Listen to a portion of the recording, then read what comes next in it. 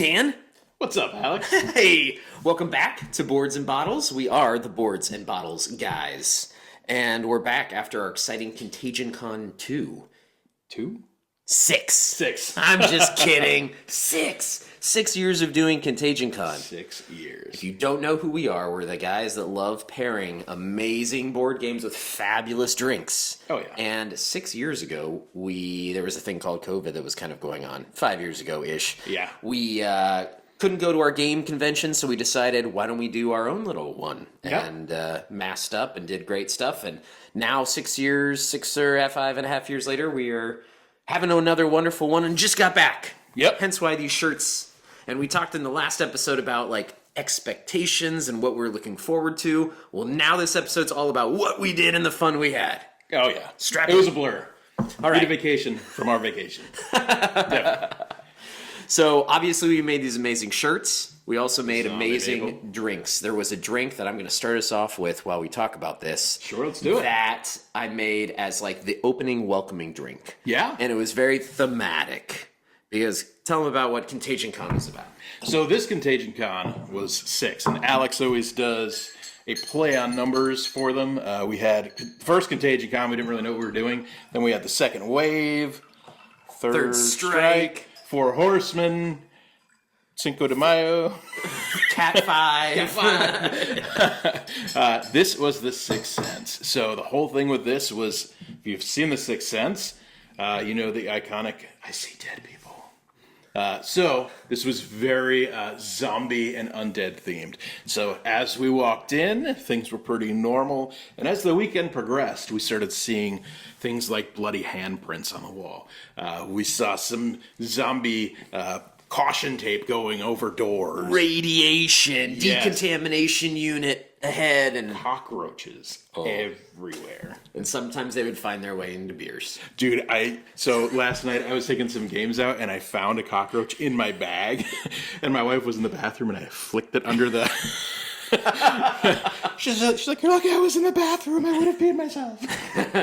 TMI. Sorry, babe. Love you. I definitely hid cockroaches in people's bags when they were leaving. Definitely. Anyways, so this first drink, I called it my decontamination drink. It's really just a play on Gold Rush. The bar in New York, Milk and Honey, does an amazing Gold Rush, which is essentially just penicillin. It's like honey and lemon and amazing whiskey. And so That's awesome. the Gold Rush does bourbons. So I thought I'd throw in a little Sazerac rye in there. Ooh. Boom. That's already in here? Oh, yeah. Oh, okay. Oh, for sure. I didn't know if we need a floater. But I did a little food coloring, obviously, to make it green. It's our decontamination cocktail, so that we wouldn't spread anything that we contracted along the way. All right. Cheers, everyone. Cheers. Ooh. Oh, that's amazing. That packs a interesting punch there. Very good stuff. Super sweet. Tart. They always say that when you do that, you want to use a whiskey that has a little bit of age, so it holds up against, obviously the sweetness and the. Oh, yeah. Good choice on the rye. Good Rye good stands times. through, man. Awesome. All right, so let's get into it. Yeah. We talked at our last time about expectations. And you brought up how much you could not wait to play Glenmore 2, the Highland games, and I couldn't Such a good game. wait to play Blood Rage with my neoprene mat and all the gods and everything. So how did Blood Rage go? It went well in my mind, and then it never made it to the table. That's how Glenmore happens. So we talked Wow. about how you have to be careful, because if you set all your expectations on something, it doesn't go to plan. This is true. Always happens. Yeah. And that's okay. We played so many other amazing games. We did. So what was some of the stuff that stood out for you? So I did talk about how I wanted to run Ready, Set, Bet. Yes. It wasn't a capstone game of ours, but I just got the brand new neoprene mat, everything. And instead of doing the app, because we had, 10 people or so. Yeah. So I needed to step out and run it. So I had so much fun. So you did an awesome job. That was so much fun. Calling everything out, rolling for the horses. Like, I was getting tired. I was sweating. Oh, yeah. I was sweating. And you had through your my voice shirt. like, and here it comes across the line. And it's another 3. And Winning by a nostril. Yeah, it was so much fun. So much so that we then finished it, and everyone said, well, let's do that again. Oh, yeah. And I'm like, what do you mean again? Alex was like, oh, let me take my shirt off. Oh, again? Yeah.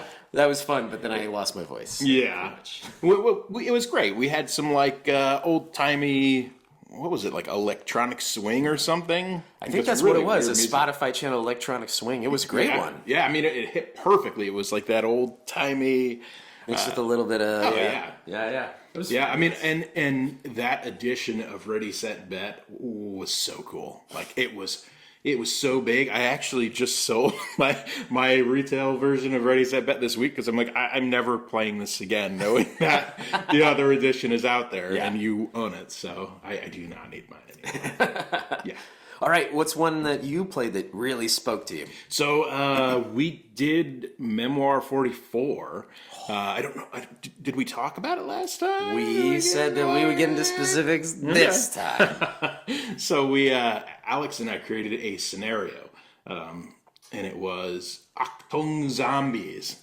So it was, we had the Germans and the Americans fighting over these German research centers, which, little to their knowledge, they actually reanimated some people. So zombies started spewing forth from these things, and as the Germans and Americans were fighting over them, as people died, they could spawn into zombies. Zombies could attack them. It was over the top. It was so cool. I think people had fun.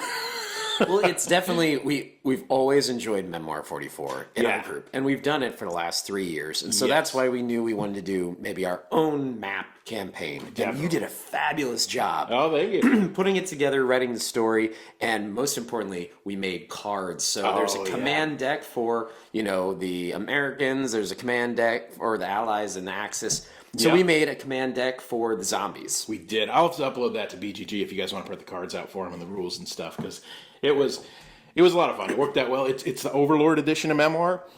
So we had 3 field generals on each side. Yep. And then what we did this year is you have a commander who is the one that distributes cards out to his field general. What we did this year, which was one of the guys' suggestions, one of the guys in our group, Brad, he was like, I hate that the commanders can see everything going on. I feel like there needs to be a fog of war element to this. And we agree. Yeah, so what we did, the place that Alex put us up at was amazing. There was a ton of space. There was actually like a loft. So we put the generals up there. And we had them play chess and hang out and talk smack to each other. And then periodically, if one field general would be able to go up and relay the conditions of the battlefield to them, and then they would give them the cards, and the cards get distributed out, which I thought was such a cool touch. It was fun. And we did it just a little bit extra. We made some extra cards. Yep. And we made a couple codes that had to be broken if they could be found. Our generals that were up there were having just so much fun playing chess that they... I kept giving hints like, hey, what's under here? Under this? What's under this? And they looked at it and then they're like, oh, I don't know what that is. Never tried to do anything with it. It would have given them extra cards, extra abilities. But they didn't want to break the code. That's okay. For next time. Definitely. Yeah, it worked out well, I think. We had one of the guys brought a giant inflatable tank, like pool toy. So we had that in the room. We had all the stupid army hats and everything. It was over the top fun. I think everybody had a good time. It was very close to the end. It could have gone any way. One group ended up winning. The Americans ended up winning handily, but if it would have lasted one more turn, the other side would have won, or the zombies would have won. Everybody was kind of right there. And I had fun because I got to play the zombies, and that was good for me instead of giving it to somebody who didn't know about the cards, because if I had played them to their fullest the way we designed, it would have been a massacre for everybody because I was holding back so much throughout the game. Yeah. So good to know for us to tweak and fun things like that. Definitely. So somebody has to play the zombies. Yeah, of course. What else stood out to you? So I know in our next episode we're going to talk about Dead of Winter because we did an amazing. Well, it's just bringing in warring colonies, which is so much fun. It's like what you think of The Walking Dead is. So we'll talk more about that, but I'll just say that was so much fun. That's when the cockroaches began to make their grand appearance, and it was so much fun. So that was a really good one for me. Definitely. We also got in a game of Rising Sun, which to me is always a treat when Rising Sun comes to the table. We got to play with our buddy Rod Set. You guys are on the Dice Tower Facebook group. You've seen Rod's miniatures. You've seen his painting skills. Yeah. That guy is insane. So getting able to play with these fully painted armies was just awesome. I had such a good time with that game. I could not. We played a 5-player game, and nobody would ally with me the whole game. And That's because you broke an ally in the first time. You betrayed so early on. It was like, oh, no. you know, betraying gets a bad rap, right? So Too early. It's too early. it might have been. It just the name sounds bad, right? So I did. I allied with somebody first. I betrayed him at the end of the round. So and what happens when you betray is you get to pull people off the board. So our opponents had these giant monsters on the board. So I said, I'll pull one off your space. I'll pull one off my space. And then we're in good shape for war. Like, this is nothing personal. He took it personal. So I would have too. yeah. It was the end. But Alex was the clan that you can buy stuff for 1 coin from this market. And we had the god out that lets you buy from the market multiple times. And they just let him keep doing it and keep doing it and keep doing it. I had so many cards. It was amazing. I bought the game. But yeah, it was like, you see what he's doing, right? Nobody could say it. Or they didn't care. Yeah, Or they were just so set on vengeance for the betrayal. I don't know. But it was cool. It was fun. It was. We talked in our last episode about how you should really just bring games you've all played before. Yeah. Rod brought a couple games that I had did? never played, but he is such a strong teacher He is. that it made it feel like I've played it so much before. Definitely. So he brought a game called Shadow Hunter. Oh, that was so cool. Yeah, Z-Man Games, and he got me to absolutely love it. It was great. And I was like, I can't wait to go buy this. And he's like, oh, but it's like $200 because it's out of print. Yeah.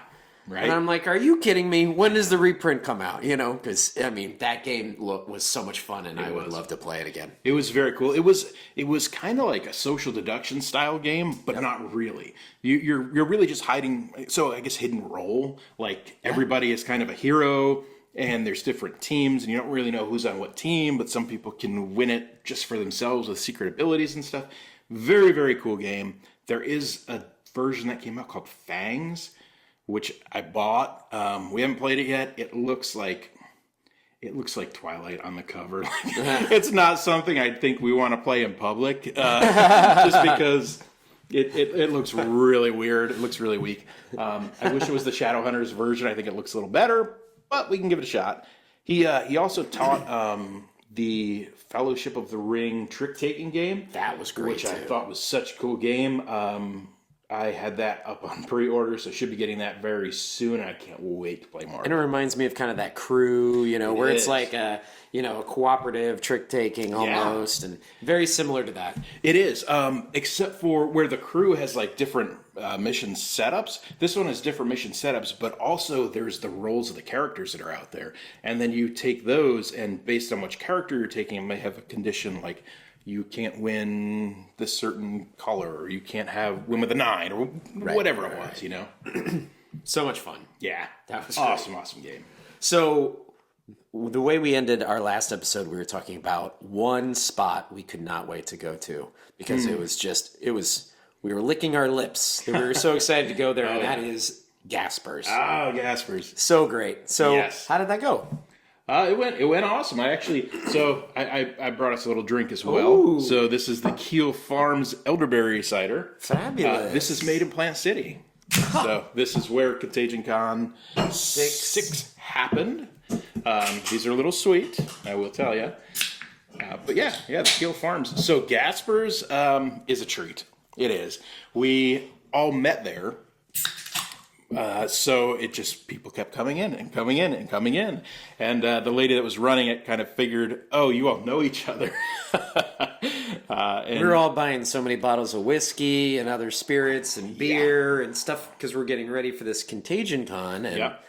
And so she started saying, well, would you fellows like free t-shirts? We're like, sure. That was awesome. Yeah. Cheers, Dan. Thanks. Cheers, man. Ooh, agrarian. So from the land, elderberry. Oh, man. Oh, that's so good. But yeah, so one of the things we bought what did we bring out? We brought out the Kavalan Soloist a couple episodes ago. And I remember Alex saying, hey, this thing's expensive. It's hard to find. They had 2 bottles of it sitting there for like $60 a piece or The something. Concertmaster. Oh, the Concertmaster. The Concertmaster. So the Soloist is a little different, but Yes. the Concertmaster is Still. like, yeah, it's sherry, It's little so peaty. good. It's awesome. And yeah, there were 2 bottles, and they said that it was like some crazy thing, like 35% off or something. Yeah. And I mean, Dan walked in, and I had both bottles in my arms, and he was like, "You gonna buy both of those?" It's like, well, Yeah, I talked him into getting one. I'll let you have one of them. Yeah. But the other cool thing, if you guys are ever in Tampa, give Jasper's stop in, grab a burger or something there, have a little whiskey. We went in, we had lunch, we had some drinks. They had one of my absolute favorite whiskeys ever, Jack Daniel's 12-year. They had some of that. So of course I had to get some. That sounds so nice. Oh, it was so good. That's the other thing is we all were getting from some free samples. We were all then like eating, and then Yep. we had some drinks that we were also sharing around. So and then we got to do try some things that you wouldn't normally want to buy a whole bottle of, but Definitely. we also went to the Irish pub that we were talking about, and I mentioned about how it was so great to have a place that was really excited to host us, and we were all set up, and there was a band that was supposed to perform. They played like 3 songs and ended, and anyways, but We were there it for was, sound check. yeah, it was a good time. It was fun. It was a lot of fun. It was within walking distance, so we just all stumbled out to there and then stumbled home. So It was nice to get out for a minute. So It was. enjoyable. Good yeah, thing. you got to break it up. I think. I mean, some people can heads down game for 15 hours, and the majority of people, I think, need to touch grass at some point of the day. Speaking about gaming for 15 hours, I'm trying to remember the game that you guys got started when Ryan and I went on our own and gamed. Oh, Was it Dark Dice Tower? Yeah. Return to Dark Tower. Return to Dark Tower. So they started this game, and it must have been the most epic game of all time because our buddy Ryan and I were kind of like, oh, we'll play our own game. And so I think I set up, I forget. I think it was Nunatalk. And so he and I got a game of that in, and then I was like, oh, they are still working on the rules. So, 2-person, you can whip through some games. So then we did Age of Dirt. I taught him that. He wanted to play it a second time. He's like, now that I know, let's try it again. I was like, okay. Played it twice. You guys, I think, we're still in round 1. We just fired up the app. So then I was like, we have time to play more heavier games. Have you ever played Rajas of the Ganges? And he's like, no. So I taught him that game. We played through the whole game, and then he was like, I'd love to play it again. I was like, sure. That is a long game, Dan. It is. It's like at least 90 minutes. And then they were still not done with their one game of Dark Tower. Yeah. So then I was like, well, let's play Rebirth. And then we had time to play it once, play it twice. So we finished before them, and we played 7 games. 7 games. Oh, man. Yeah. Awesome. It was awesome. It was. And Dark Tower was awesome, too. So we had Rod. He was teaching some people. I think maybe 2 of the guys there had never played before. We played a scenario where we had to move these forests and surround the tower with it. We ended up losing that game, actually, which was awful. It was down to, like, Rod had the big boss, like, on the ropes, and he could have drawn one more card, and if it was the right card, we would have defeated him. If it was the wrong card, we would have lost, and he opted to retreat. Me and Rod both wanted to punch this guy in the face. The other 2 players wanted to retreat, so Rod said, these are the new guys to the game. I will retreat. He retreated, and then an event triggered, and we lost the game. Did you go back to see what it would have been? No, because in the app, like, you couldn't do it that way, but... You would have gotten the card, don't you? I don't know. It would have won. It could have gone either way. If we needed, like, I think one of the resources is Spirit. If it had Spirit on it, we would have lost. If it had troops on it, we would have won. So, Very cool. Could have been either way. But it was an amazing game. Such a cool game. Again, Rod's copy, fully painted, fully fleshed out. Lots of laughs and enjoyment. I wouldn't have changed it. I was so happy because a lot of times it's a lot of ownership on me to get everything ready. Yeah. And people from past have said, I'd really like to be more responsible, help out a little bit more. So as opposed to just providing all the meals, everybody there was taking a meal to host. yeah. And they wanted to know the theme so they can make their meals thematic. And I thought everybody did such a fabulous job. They did. I mean... Yeah. It was over the top with some of the food that we ate. I mean, it's almost a detractor to just call out a couple because everybody did such a fabulous job. It was so much fun, and I'm so grateful for everybody that did that. Yeah. I loved your dinner because Dan always does a fabulous dinner, and so he was definitely doing like a Fallout theme. Yes, you have absolutely. to talk about this. Yeah, so I got the agenda from Alex, and he had assigned me a what did you call it? Wasteland dinner. Yeah, wasteland dinner. And I was like, what in the world is wasteland dinner? He's like, figure it out. So what I did was I had hidden, so in Fallout, the currency is bottle caps. So I got like 240 bottle caps and I hid them all around the house. And I gave everybody a little baggie with some bottle caps to start. And they're like, what's this? And we're like, we don't know, but you may need them for later. So what I did was I created this menu. On the last night, they had to pay for their dinner with bottle caps, and I made some smoked shotgun shells, which I don't know if you guys have had them, but basically what it is, it's manicotti with ground beef and sausage stuffed in them, and cheese, and then they're wrapped in bacon and then smothered in barbecue sauce. So it's these little shotgun shells. I figured that was very wasteland-like, right? It's amazing. You need some shotgun shells to fight off. Yeah, I made some pulled pork mac and cheese. I did little pudding snacks because I figured those would last. Some Twinkies. Pudding cups and Twinkies. Yep, and a can of beans. It was amazing. Yeah, and we did I did an antidote drink. It was vodka and Red Bull with some sour cherry liqueur like injected into the bottom. It was so good. It was funny, and I had like a leather vest on and stuff, and I was just yelling at people. So it was amazing. I mean, the theme. The theme, and that's what makes these events, like at least our con, so special to me. Yeah. Is it's dripping in theme. It is. Everybody embodies it. And, they buy in. And like they hear about an event and they bring the inflatable tank, or to your point, I mean, it's just all the little things. The cockroaches. Oh my gosh. Yep, the bloody handprints. So I still don't know if we got all those off the Airbnb. We had like blood trails like going into some rooms and stuff, and it was it was a good time. All right, and the first night we got there, normally we've started with a capstone game, and this time we decided we would venture away from that because we were coming from gas bars, and I felt like people would have had a lot to drink. Yep. It might not be the best time to get into a strong, heavy game. Yeah. So instead, Steven, part of our group, did an amazing thing and decided he was going to host a murder mystery. Yeah.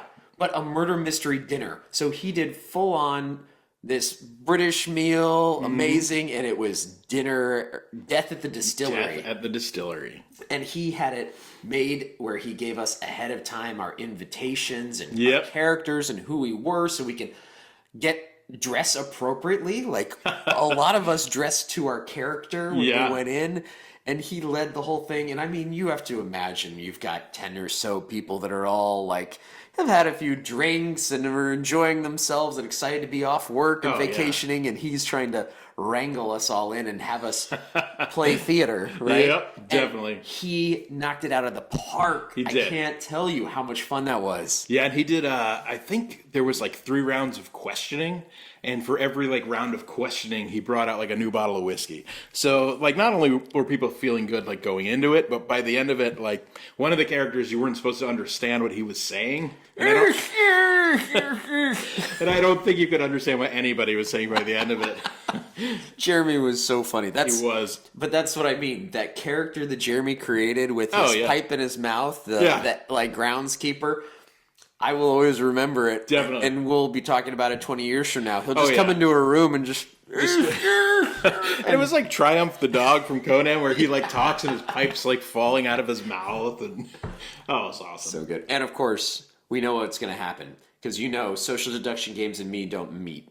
Don't meld well. So I had to be the killer. Yeah, I mean, you didn't have to know anything about anything to know Alex did it. I knew it round one. I was like, I'm the freaking killer. And so I looked at Steven and just said, you did this on purpose. He went, no, honestly, I didn't. I'm like, well, that remains to be seen. I know. That was just too much fun.